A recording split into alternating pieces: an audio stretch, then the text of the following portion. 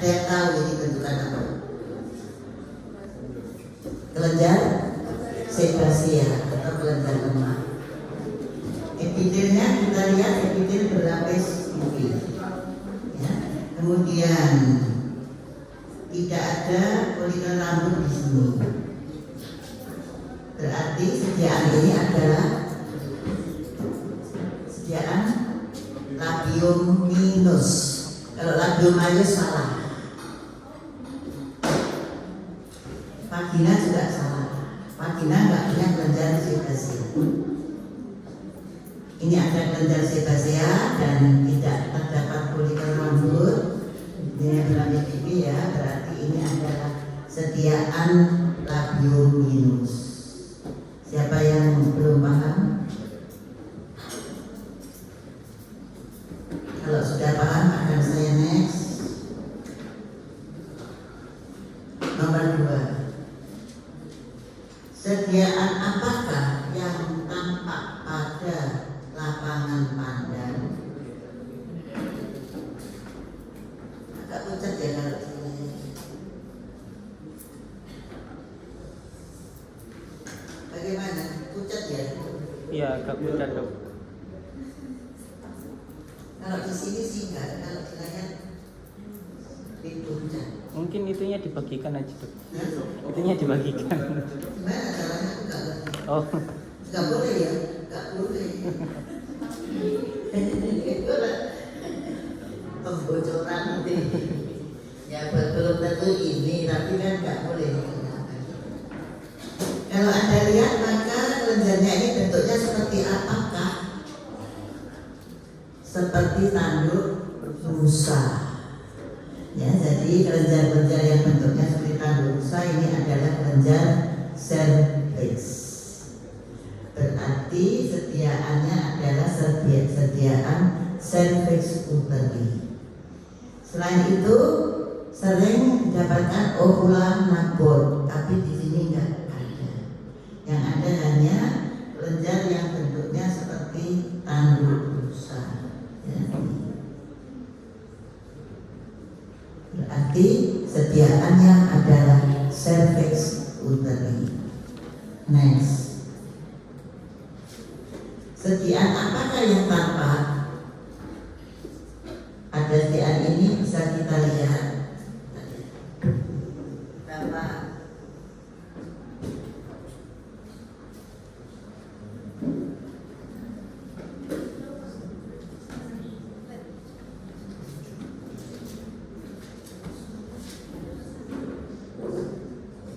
Ada sediaan ini bisa kita lihat bahwa permukaannya utuh, tidak hancur.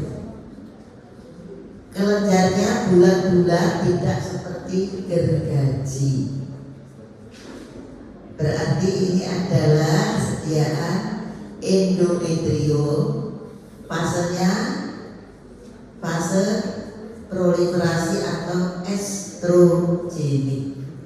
Kalau misalkan ya, kelenjarnya berbentuk seperti gergaji, maka fasenya adalah fase progestogenik atau fase sekresi. Dimana kalau pada fase sekresi ini endometriumnya itu tebal. Sedangkan kalau permukaannya ini hancur dan banyak sel-sel darah di permukaannya, maka fasenya adalah fase menstruasi. Kalau ini utuh, kelenjarnya bulat-bulat bukan gergaji, maka endometrium ini adalah yang fase proliferasi atau estrogen. Lihat permukaannya, epidelnya selapis silindris. Sekarang ini kita bisa melihat ada beberapa potongan, 1, 2, bahkan kalau digeser-geser itu ada 5. Kalau misalkan ini ampulla tuba fallopiae, maka lumennya nggak mungkin banyak. Kita tahu tuba fallopiae itu jalannya lurus, sehingga kalau dipotong melintang ya hanya 1 bulatan. Tapi kalau vesicula seminalis di mana ngeruntel ya, rubel begitu ya, berarti kalau dipotong jelek itu maka lumenya akan banyak, bisa 4, 5, 6 dan bisa banyak. Nah di sini lumenya lebih dari 1, ada 5 kalau nggak salah tadi saya lihat ya. Berarti ini bukan Ampulla tuberculosis, tapi vesicula seminalis. Lihat ototnya melingkar bagus, beda dengan prostat. Kalau prostat ototnya nggak melingkar bagus begini, tapi bercabang-cabang lapisannya. Kemudian kalau prostat, epitelnya banyak yang rusak, luru, brodol. Ya, kalau vesicula seminalis tidak. Jadi patokannya dalam satu lapangan kandang lebih dari 1 lubang. Ya, kemudian epitelnya utuh, nggak brodol di sini. Ototnya melingkar bagus, bukan bercabang-cabang. Kalau bercabang-cabang, kemudian epitelnya brodol, apalagi kalau ada batu prostat, maka sediaannya adalah sediaan prostat. Jadi ini sediaan vesicula seminalis. Next.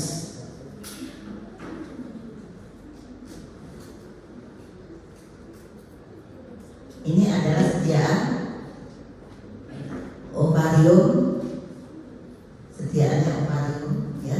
Bentukan ini ada antropofolikulnya gede, ada cumulus ovoporus, berarti ini folikel degrad atau gradian folikel.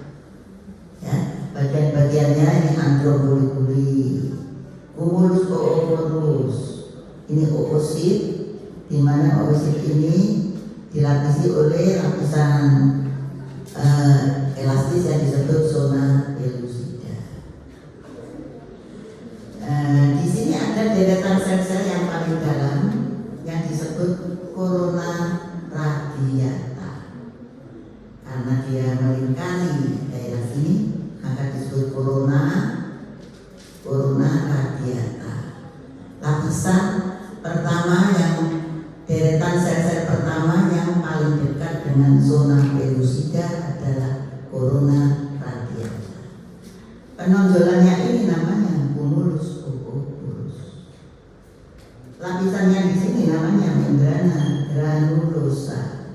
Seluruh bentukan ini adalah gradian folikel atau folikel degrad. Next. Nah, seperti ini garis yang berwarna pink ini ya, lingkar seperti gelang karet ya.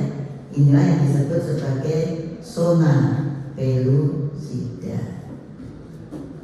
Kalau tinggal sisanya bentuknya akan seperti cacing. Tapi kalau ini bukan sisa ya, jadi kelihatan banget melingkar bagus kayak gelang karet. Berarti ini adalah zona pellucida. Bentukan ini namanya apa? Folikel degrad kan?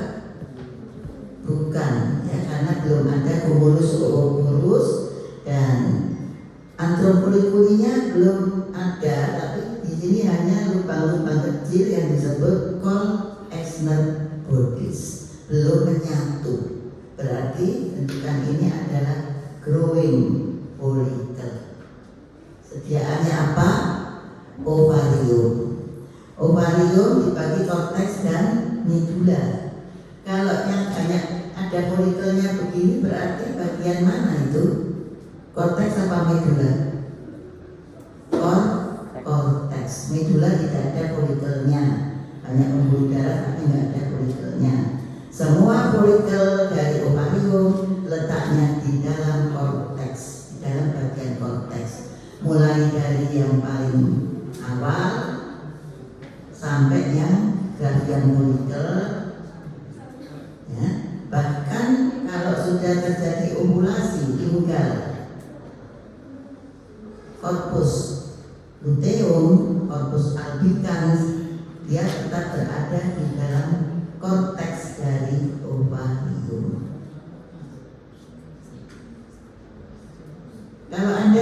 yang di atas ini bentuknya seperti cacing ya.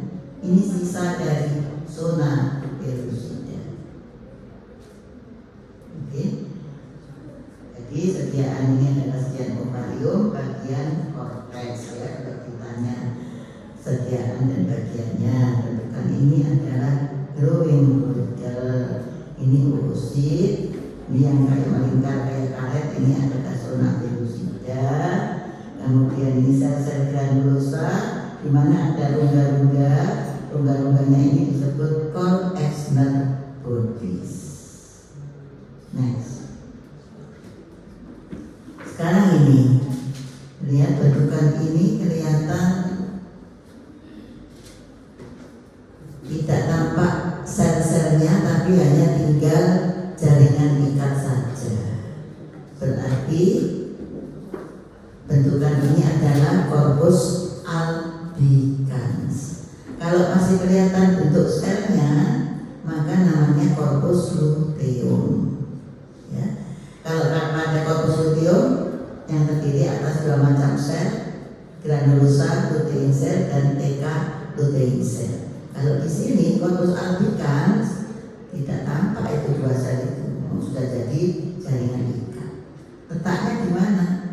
Ya di dalam korteks dari ovarium, bagian ovarium, bagian mana?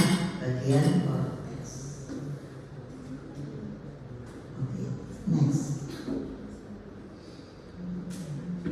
Sediaan apa dulu? Sediaan apa? Kalau nggak tahu sediaannya ya nggak bisa. Yang ditunjuk apa nggak tahu ya. Ada yang tahu sediaan apa? Plasenta, ya. Dimana di sini ada ruang-ruang yang disebut intervillous space. Ini pilih-pilihnya, ini di sini ya. Ini intervillous space di sela-selanya tadi. Intervillous space ini berisi darah janin apa darah ibu? Darah ibu atau darah maternal, ya. Darah ibu atau darah maternal. Sekarang ini sediaan apa? Plasenta. Kalau Anda lihat lapisan yang ini namanya lapisan apa? Tidak ada sel desiduanya, ya. Isinya adalah jaringan ikat embrional, berarti ini adalah embryonic chorionic plate atau bahasa plate chorionic plate, ya. Chorionic plate. Kemudian dari sini keluar tonjolannya ini disebut stem pilus, ya. Ini chorionic plate, ini stem pilus.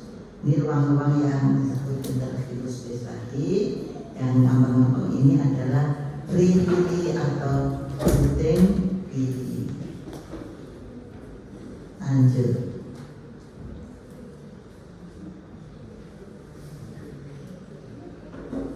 Sediaan masih plasenta. Ini salah satu dari free atau protein pili, di mana pinggirnya dilapisi oleh sel-sel yang bentuknya pipi, yang disebut sel apa? Situ atau sinsitio? Sinsitiotropoblast. Ya, yang paling luar bentuknya pipi, sinsitiotropoblast. Kalau yang deretan yang lebih dalam bentuknya agak gemuk adalah sitotropoblast. Ya, seperti yang begini ini ya, sitotropoblast. Kemudian yang gerombol seperti ini disebut sebagai apa?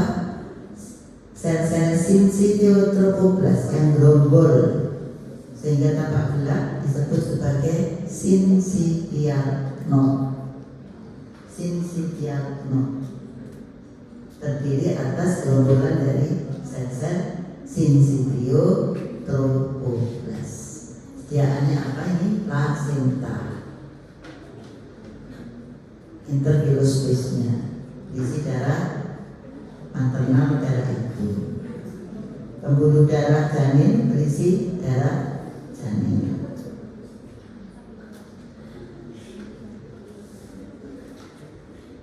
Sekarang ini, siapa tahu istilah apa? Mami apa? Mami? Aktif, kok tahu? Ruang-ruangnya besar. Pucat ya?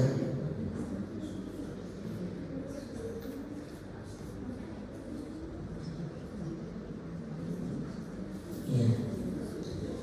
Pacar Mami aktif di mana? Pabriknya besar ya. Ini sudah menjadi alus semuanya dan penuh dengan alus, dan ini ada sekret-sekret yang sudah terbentuk. Mami aktif, lanjut. Sekarang ini ganti bab ya. Uki pria, Anda bisa lihat ini adalah tumen apa? Epitelnya nggak rata, belok-belok, karena selnya ada yang tinggi, ada yang rendah. Ya, tumen apa? Ductuli efferentes, ya. Selnya ada dua macam, yang tinggi secreting cell, yang rendah secreting cell. Karena selnya tinggi rendahnya tidak sama, menimbulkan permukaan yang bergelombang seperti ini. Letaknya di mana ini? Ductuli efferentes di organ apa? Testis. Salah. Di organ epididymis bagian kaput ya. Epididymis itu kan dibagi menjadi kaput, korpus, kauda ya toh? Nah, yang kaput itu isinya ductuli efferentes, yang korpus dan kauda isinya ductus epididymis.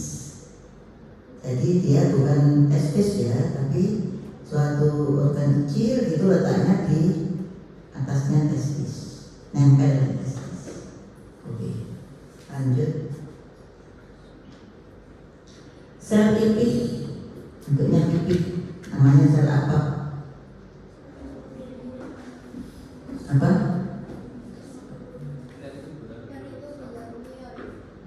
Peritubular myoid cell ya, dilipat dari otot polos tapi asal ektoderma, dia akan membantu mengeluarkan spermatozoon, membantu menggiring spermatozoon. Nah, ini letaknya di mana? Ini bentukan apa ini? Tubulus seminiferus. Letaknya di mana? Testisnya letaknya di testis, bukan di epididymis. Jadi yang ada di testis itu tubulus seminiferus. Terus yang di mediastinum testis, pretestis. Kemudian di perbatasan antara mediastinum dan testisnya ada tubulus rectus. Kemudian yang menuju ke epididymis, ductuli efferentes, masuk ke kaput dulu, kemudian yang di korpus dan yang di kauda berisi ductus epididymis. Ya, jadi ductus epididymis itu hanya dua, tapi panjang. Kalau sudah di luar testis, nanti akan menjadi apa? Yang berjalan di dalam funiculus spermaticus itu ya, ductus efferens. Sel apa? Di sela-sela tubulus seminiferus sel apa? Sel interstitial lady. Menghasilkan apa dia?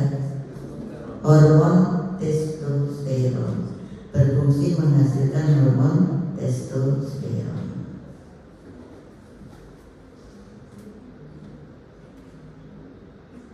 Sekarang ini gerombol di tengah sel-sel ini dan punya buntut ini. Sel-sel apa ini? Spermatozoa. Kalau satu spermatozoon, kalau banyak spermatozoon. namanya apa? Ductus epididymis. Harus ada ductusnya. Kalau epididymis itu organnya. Di mana dia letaknya ductus epididymis? Di organ apa? Di organ epididymis bagian korpus dan kauda. Ya, jadi ductus epididymisnya tadi jangan terus disingkat jadi epididymis saja. Kalau epididymis saja itu organnya punya kabut, korpus, kauda. Kabutnya isinya ductus efferens. Korpus kaudanya isinya ductus epididymis. Ini dindingnya tebal, ada 3 lapis dindingnya. Berarti lumen apa ini? Ductus deferens atau vas deferens. Inilah yang nanti berjalan di dalam funiculus spermaticus bersama sutu yang lain. Dan ductus deferens inilah yang pada sterilisasi pria dia akan diikat dan bisa dibuka kembali kalau diperlukan. Cuma fungsinya bisa boleh apa tidak, akan boleh dan tidak ya. Gitu. Sekarang ini lihat sediaan apa ini? Penis. Penis. Ada 3 tabung, 1, 2, 3. Tabung ini namanya apa? Corpora cavernosa. Penis. Tabung yang ini namanya Bulbus spongiosum. Corpora spongiosa atau Corpora cavernosa uretra. Ada lubangnya. Ini namanya apa lubang ini? Uretra pars Spongiosa spongiosa. cavernosa. Kalau ditulis uretra dalam penis salah ya, ada namanya sendiri. Tidak dinamakan sakar PDW ya. Uretra pars cavernosa. Yang ini Corpora cavernosa, ini uretra pars cavernosa yang dikelilingi oleh ini tabung ini yang disebut sebagai Corpora spongiosa, sediaan penis.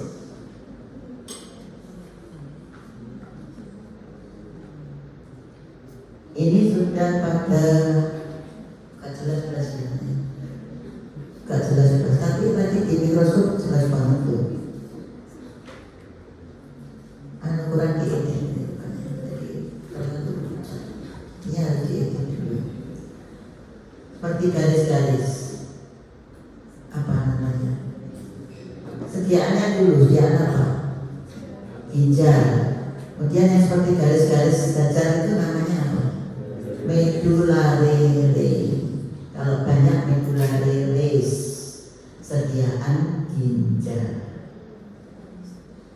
Jadi medullare res itu bagian dari medulla yang menjorok ke korteks dan menyebar kayak sinar matahari itu ya.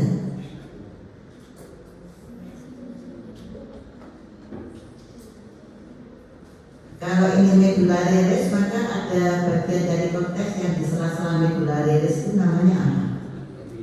Labirin. Sel apa? Lihat sel ini gede, tinggal 2, seolah-olah memayungi sel yang di bawahnya. Sel apa namanya? Sel payung. Sediaannya apa? Vesika urinaria.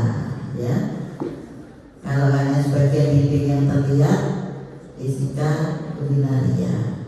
Kalau kelihatan domainnya utuh adalah ureter.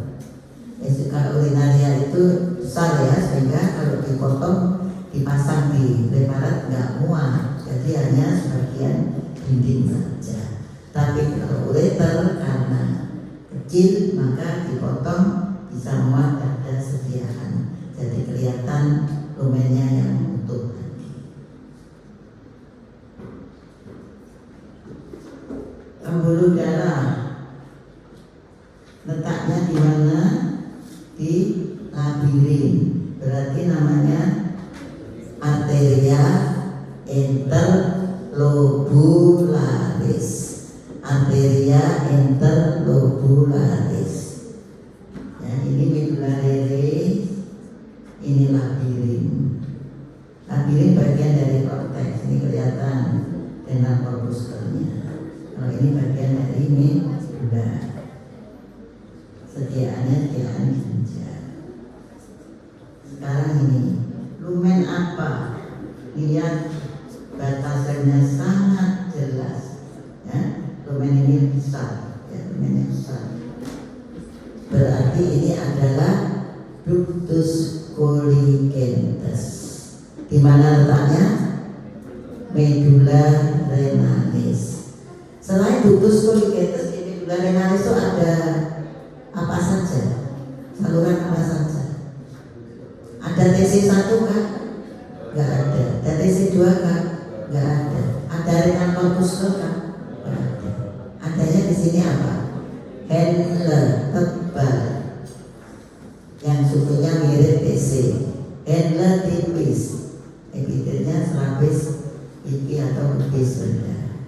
Kotak-kotak begini, ini adalah ductus colligens atau apa tadi namanya? Nama lainnya apa tadi kita sebutkan? Ya. Kemudian kalau yang kelihatan seperti ini ya, seperti TC, ini adalah handle tebal. Yang dindingnya tipis, terlalu kecil ini misalnya. Dindingnya tipis berarti handle tipis. Sekarang ini lumennya kelihatan semua utuh, seluruh lumen kelihatan, ya. Kemudian dindingnya tidak seperti pada ductus deferens tadi. Kalau ductus deferens tadi dindingnya tebal, 3 lapis, ya. Kalau ini dindingnya biasa saja. Epitelnya bibir peralihan, berarti ini adalah lumen dari ureter. Kalau dijawab uretra salah, ureter, ya. Deretan sel-sel yang gerombol, TC2 menyentuh renal corpuscle, sel-sel yang gerombol di sini disebut macula densa. Ada renal corpuscle berarti daerah apa ini? Cortex renalis, pembuluh darah. Letaknya di mana? Perbatasan antara korteks dan medulla renalis. Berarti ini juga arteria apa? Arcuata. Letaknya di perbatasan antara korteks dan medulla renalis. Nomor terakhir ini lubang arah sini. Ini adalah TC1. Berarti daerah ini disebut apa? Vascular pool atau urinary pool? Urinary pool, ya. Kalau yang begini di sini ini namanya vascular pool. Ini vascular pool. Kalau ini namanya urinary pool. Sediaan ginjal bagian korteks renalis. Dan habis dan pertanyaan.